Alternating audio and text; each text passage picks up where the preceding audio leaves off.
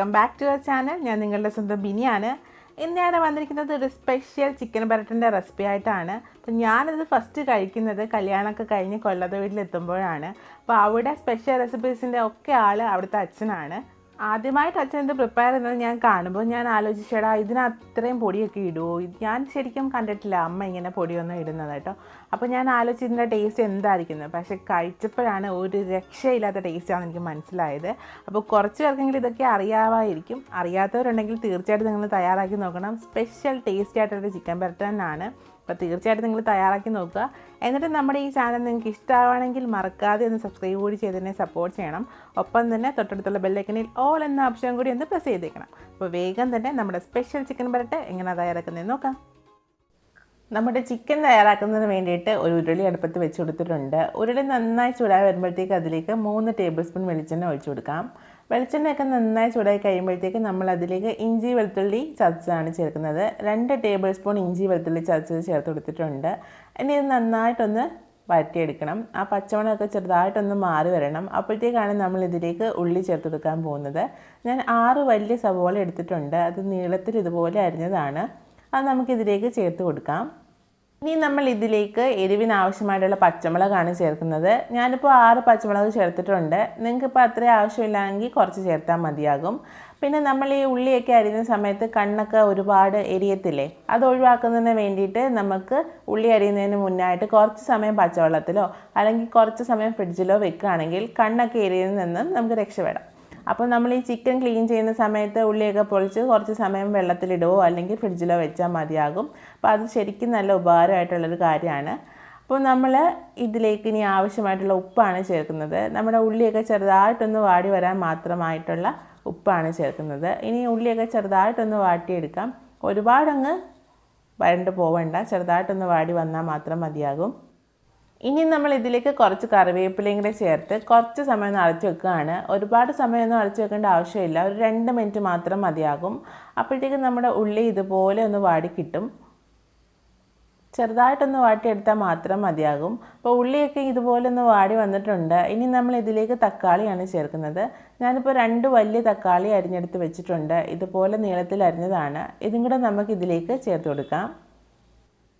തക്കാളിയും കൂടെ ചേർത്ത് കൊടുത്ത ശേഷം ഒരുപാടൊന്നും ഇട്ട് ഇളക്കണ്ട. കുറച്ച് നേരം ഒന്ന് ഇളക്കിയ ശേഷം നമുക്ക് എല്ലാം കൂടെ ചേർത്ത് വെച്ച് കുറച്ച് സമയം കൊണ്ട് 2 മിനിറ്റ് നേരം കൂടെ ഒന്ന് അടച്ചു വെച്ച് കൊടുക്കാം. ആ തക്കാളിയൊക്കെ ചെറുതായിട്ടൊന്ന് ഉടഞ്ഞു വന്നാൽ മതി, ഒരുപാടങ്ങ് ഉടഞ്ഞൊന്നും പോവണ്ട.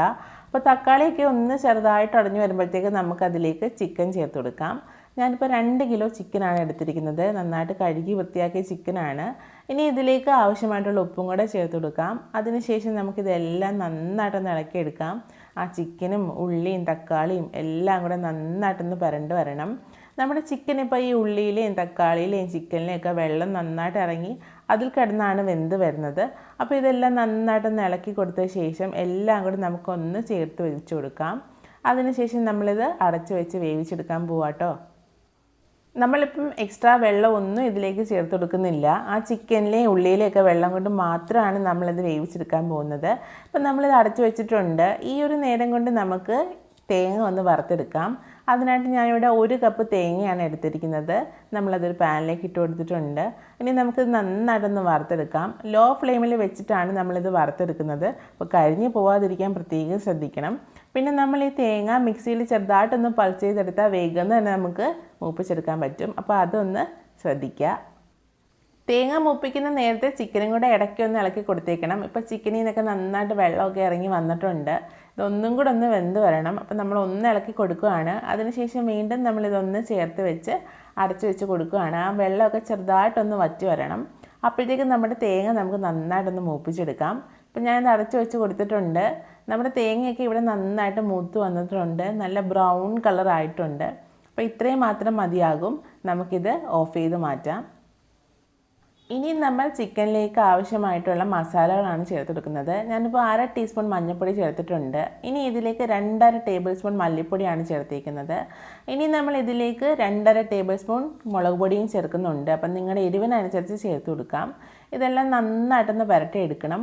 നമ്മുടെ ചിക്കനിലേക്ക് മല്ലിപ്പൊടിയും മുളക് പൊടിയും ഒക്കെ നന്നായിട്ടൊന്ന് പുരണ്ട് വരണം. അപ്പോൾ ചെറുതായിട്ടൊന്ന് വെള്ളം വറ്റിയതിന് ശേഷമാണ് നമ്മൾ ഇതിലേക്ക് ഇതെല്ലാം ഇട്ട് കൊടുക്കുന്നത്. അപ്പോൾ അതൊന്ന് ശ്രദ്ധിക്കണം. ചിക്കനിൽ മസാലകളൊക്കെ നന്നായിട്ട് പരണ്ടിട്ടുണ്ട്. ഇനി ഇത് 2 മിനിറ്റ് നേരത്തേക്ക് നമുക്ക് അടച്ചു വെച്ച് കൊടുക്കാം. അപ്പോൾ അടി പിടിക്കാതെ ശ്രദ്ധിക്കണം. 2 മിനിറ്റിന് ശേഷം നമ്മൾ ഇതിലേക്ക് ചെറിയ ജീരകത്തിൻ്റെ പൊടിയാണ് ചേർക്കുന്നത്. 1/2 ടീസ്പൂൺ ചെറിയ ജീരകത്തിൻ്റെ പൊടിയാണ് ചേർത്തേക്കുന്നത്. നന്നായിട്ട് വറുത്ത് പൊടിച്ചതാണ്. ഇനി ഇതിലേക്ക് 1/2 ടീസ്പൂൺ ഉലുവാപ്പൊടിയും കൂടാണ് ചേർക്കുന്നത്. ഉലുവയും നന്നായിട്ട് വറുത്ത് പൊടിച്ചതാണ്. ഇനി ഇത് രണ്ടും ചേർത്തതിന് ശേഷം നമുക്ക് വീണ്ടും നന്നായിട്ടൊന്ന് ഇളക്കി കൊടുക്കാം. അപ്പോൾ അടി പിടിക്കാതിരിക്കാൻ നിങ്ങൾ പ്രത്യേകം ശ്രദ്ധിക്കണം. ആ ഉലുവയും ജീരകവും ഒക്കെ എല്ലാ ഭാഗത്തും നന്നായിട്ടൊന്ന് പരണ്ട് വരട്ടെ. പിന്നെ ഈ പൊടികളൊക്കെ ചേർക്കുന്ന സമയത്ത് കൂടി പോവാതിരിക്കാനും ശ്രദ്ധിക്കണം. ഇപ്പം നമ്മൾ ഇനി ഇതിലേക്ക് ആവശ്യമായിട്ടുള്ള വെളിച്ചെണ്ണയാണ് ചേർത്ത് കൊടുക്കുന്നത്. ഇത് നന്നായിട്ട് മൂത്ത് കിട്ടണ്ടേ, അപ്പോൾ അതിനാവശ്യമായിട്ടുള്ള വെളിച്ചെണ്ണ നമ്മൾ ചേർത്തെടുത്തിട്ടുണ്ട്. ഇനി നമുക്കിത് നന്നായിട്ടൊന്ന് റോസ്റ്റ് ചെയ്തെടുക്കാം. ചിക്കൻ ഇളക്കുന്ന സമയത്ത് സൂക്ഷിച്ചിളക്കണം. പൊടിഞ്ഞു പോകാനുള്ള സാധ്യത കൂടുതലാണ്. അപ്പോൾ അത് ശ്രദ്ധിച്ചാണ് നമ്മൾ ഇളക്കാനായിട്ട്. പിന്നെ ഉപ്പ് ആവശ്യമായിട്ടുണ്ടെങ്കിൽ ചേർത്ത് കൊടുക്കാനും മറക്കരുത്. നമ്മളിപ്പോൾ ഇതിലേക്ക് ചെറിയ ജീരകവും ഉലുവയൊക്കെ ചേർത്തിട്ടില്ലേ, അത് ശരിക്കും ഒരു സ്പെഷ്യൽ ഫ്ലേവറും സ്പെഷ്യൽ ടേസ്റ്റുമാണ് നമ്മളുടെ ചിക്കന് തരുന്നത്. അപ്പോൾ ഈ ചിക്കനൊക്കെ നന്നായിട്ടൊന്ന് മൂത്ത് വരട്ടെ, നല്ല കളറായിട്ട് വരും.